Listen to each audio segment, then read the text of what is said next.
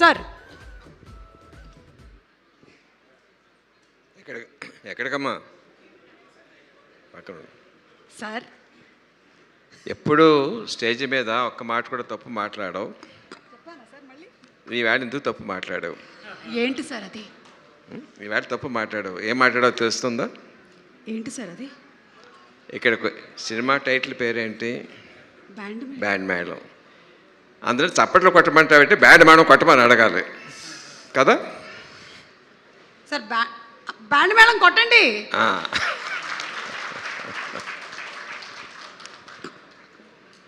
మామూలుగా musical instruments వాయించాలంటే guitar ఒకటి వాయించుకోవచ్చు, తబలా ఒకటి వాయించుకోవచ్చు, లేకపోతే హార్మోనియం వాయించుకోవచ్చు, ఫ్లూట్ వాయించుకోవచ్చు. బట్ 10 మంది వాయించాలంటే వాళ్ళందరి మధ్యన కోఆపరేషన్ కొహెషన్ ఉండాలి.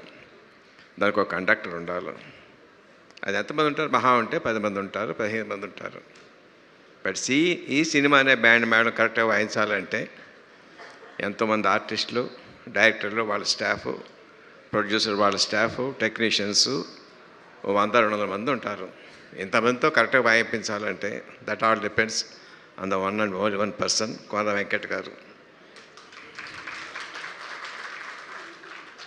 ఎవరినైనా మన సాయం అడిగితే మనిషి తాలూకు మనస్తత్వం ఎలా ఉంటుందంటే, వీడు మనకి ఇద్దరికి ఏమైనా సాయం చేశాడా, ఈ చేస్తే మళ్ళీ మనం ఎంత అడగవచ్చు వీడి దగ్గర అనే మెంటాలిటీ సహజం. అది తప్పేం కాదు, మానవ సహజం.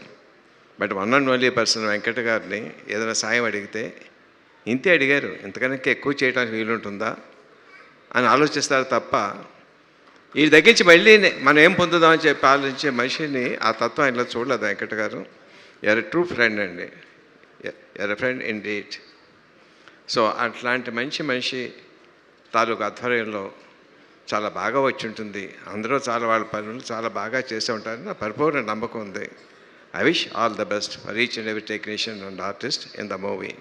All the best. God bless you. ఈ బ్యాండ్ మేళం సినిమా మార్చి 26 నుంచి అలా మోగుతూనే ఉండాలి. చూసిన ప్రతివాడి గుండెల్లో, ప్రతి ప్రేక్షకుడి గుండెల్లో మోగుతూనే ఉండాలి. అందరు టెక్నీషియన్స్కి, అందరు ఆర్టిస్ట్కి చాలా మంచి విజయం చేకూర్చాలి.